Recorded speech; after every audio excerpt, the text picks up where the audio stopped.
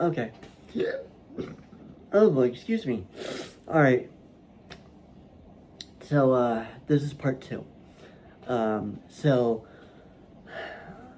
you, well, a lot of people, they don't even know what Yom Kippur is.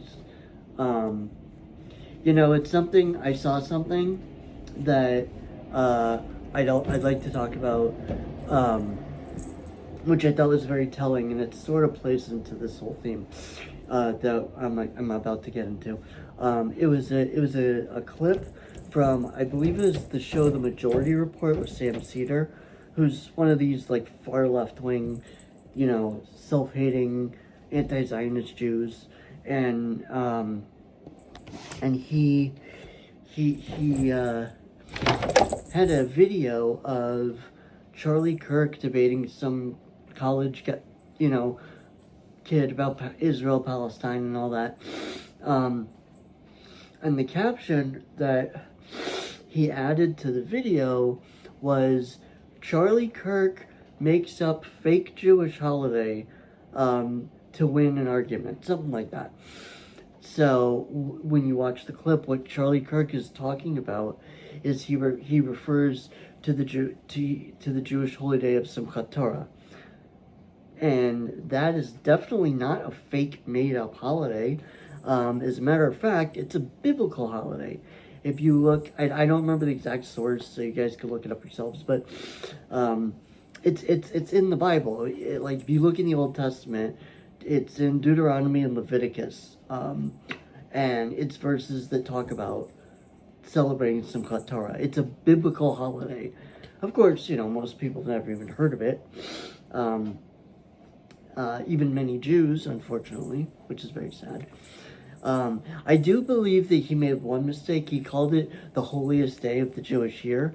See, that's not really accurate, though, that detail, because it's not the holiest day of the Jewish year. But part of the reason he said that, I believe, was his confusion, because Simchat Torah is a holiday that comes about roughly a week and a half to maybe 2 weeks after Yom Kippur, which is the holiest day of the Jewish year, and is coming up this week. And I like Yom Kippur. I've always really loved Yom Kippur. What we do on Yom Kippur, for anybody unfamiliar, is it's a 24-hour fast. So, and no food, no water, unless you have some really super pressing, life threatening type thing, medical need or whatever. Like if you're like a super diabetic and whatever, something like that. But for healthy people over the age of bar and bat mitzvah, so 13 for boys, 12 for girls, over those age, are obligated to keep the prohibitions of Yom Kippur, which is no eating and drinking, no wearing leather shoes. That's kind of an odd one. It's one because it applies more to olden days, because leather shoes were seen as like a great luxury. It's sort of more of a historically based thing. No sex, so no sexual relations, and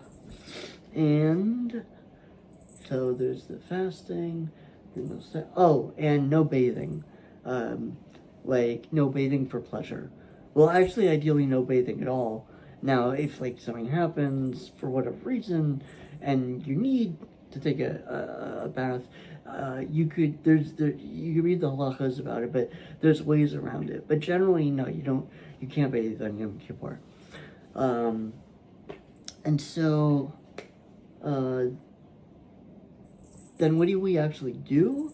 So on the night of Yom Kippur, like all Jewish holidays, which starts in the night rather than at the sunrise, because the Jewish calendar goes by the lunar system.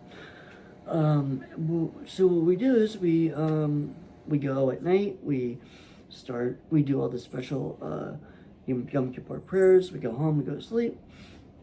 And the next day we get up. We go to the synagogue, and it's basically prayers all day. It's very long. Rosh Hashanah, it's also very long, but at the end of the Rosh Hashanah week, you get to go have lunch and like hang out with your friends and stuff. This is different. So, because you don't have lunch because we're fasting.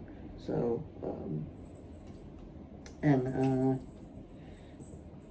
sorry, my little zipper on my pocket got stuck. Oh, whatever. And yeah, it's not really super fun, but it's very meaningful, and I get a lot out of it, and I always have. I always end Yom Kippur feeling very cleansed and like healed, not healed, but like very fresh and rejuvenated and optimistic and hopeful, which you're supposed to be. That's the whole thing of it. And the idea behind Yom Kippur is it's the day that we, it's a day that God told us to collectively come specifically and pray for forgiveness for our sins, all the sins from the previous year. And in the times of the temple in Jerusalem, Yom Kippur was a big, a big deal. It was a whole ceremony with with various sacrifices and elaborate prayers and rituals and all kinds of stuff. And we actually read about that whole thing, about the order of the ritual, the sacrifices, how they were done, how they were, meant to be done, all of that. We read about that on Yom Kippur to commemorate, even though we don't have the temple. Well, because we don't have the temple, so we read that in commemoration of the temple.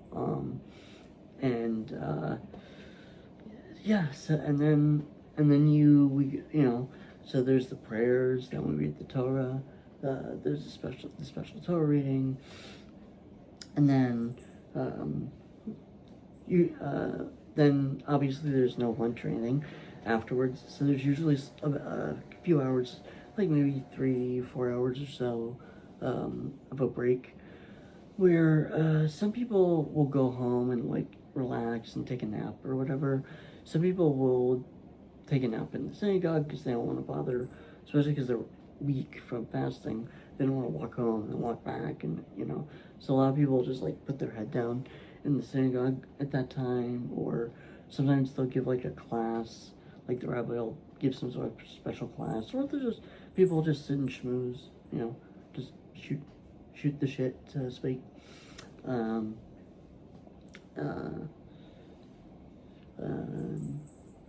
Yeah, and then when we come back, there's the afternoon service with the special version of it that's done for Yom Kippur. Then there's more reading.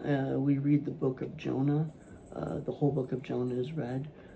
It's not very long, so it doesn't take that long. I don't even know if it's as long as the book of Esther, which we also read the whole thing publicly on Purim, a different holiday.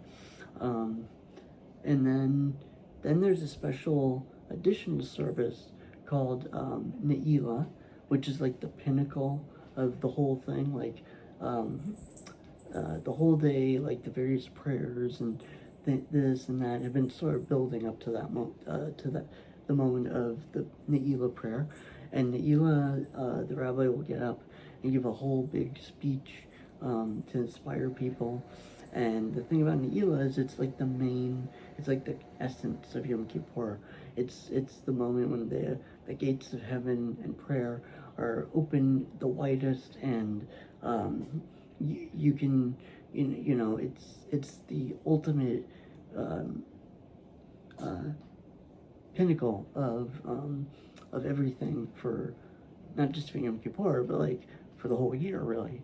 And so what I'll do is I do the prayer part, and then at the end there's like before you we walk backwards and do this thing like you normally would, with the standing prayer, the Shemona Esrei, the Amidah, which is the main prayer of all the different services. Uh, yeah, and so right before you go back and do this, the whole thing and the prayer, anytime you're doing it, that's a chance to speak, to do hispodadus, to speak freely, conversationally, off the cuff, off the record, so to speak, with God.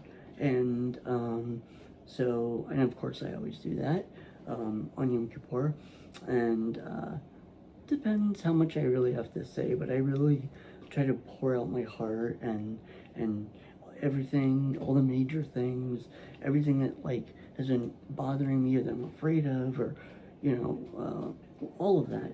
I just pour that all out, and then I finish, and then we do the evening prayer. Once Yom Kippur is over, we do the regular weekday evening prayer, and then we go break the fast and we eat and we relax. But that's how Yom Kippur functions. That's how it works. And historically, it's interesting.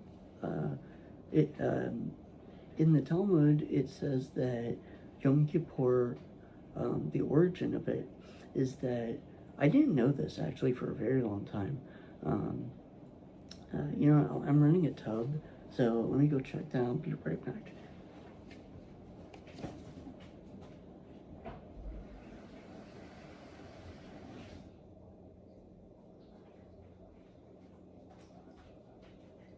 Okay.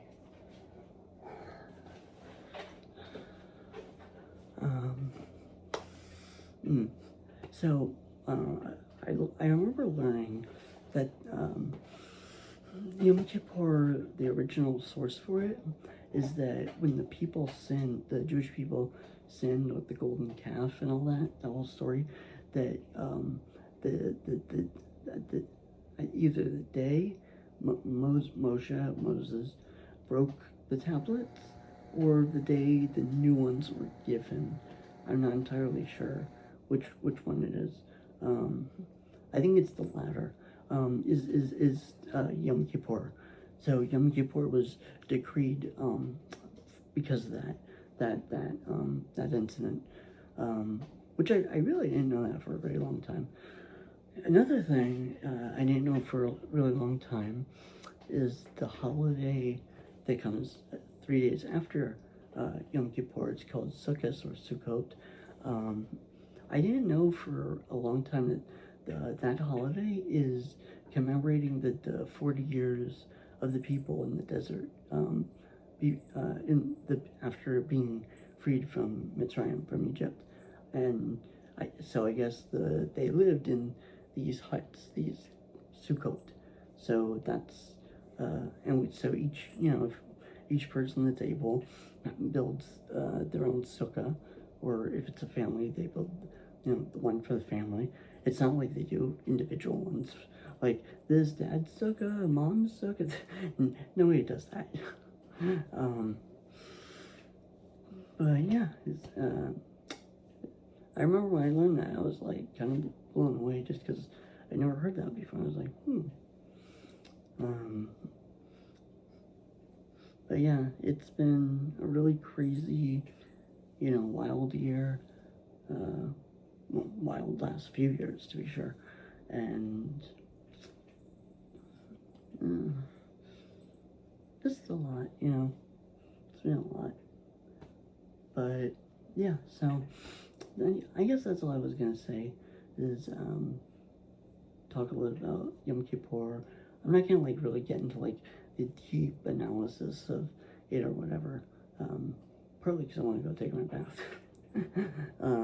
But yeah, that's it. That's all I want to talk about. So I wish everyone a very happy, because that's one more thing. Some people confuse Yom Kippur with Tisha B'Av, the day we mourn for the temple, which is also one of the two 24-hour full fasts. So Yom Kippur and Tisha B'Av. And people tend to think that Yom Kippur, especially because it's the day of confessing and asking forgiveness for our sins, people tend to think it's a sad day and that they should be depressed on it. But that's not true. Actually, you should be happy. But the thing is, happy... Oh, sorry, I'm still playing.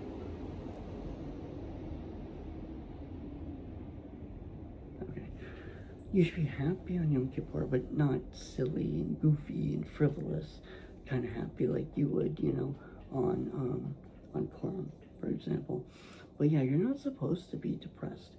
I don't think you're forbidden from being sad on Yom Kippur, but you're not supposed to feel sad. That's not part of it. It's not Tisha B'Av. And in fact, and I'm probably getting this a little wrong in the details, but Yom Kippur in the times of the temple was when young men would come out and select their brides, which I know sounds really messed up, but it's not the way it sounds. It's like if they had a girl that was particularly like caught their eye and they wanted to marry them, they'd approach them on Yom Kippur, and so that is like maybe the main example of showing that Yom Kippur is not supposed to be a sad, depressing day. But yeah, so anyway, guys and gals, and everything in between. Yeah, that's it. I just want to talk a little bit about Yom Kippur and its significance and all that. So yeah, thank you guys for all listening, and I will see you in the next video. As I always say, love, peace, and chicken grease. Oh yeah, and if you like this video, please like, and if not share it, at least please like it, because that really helps with the algorithm. So anyway, yeah, bye.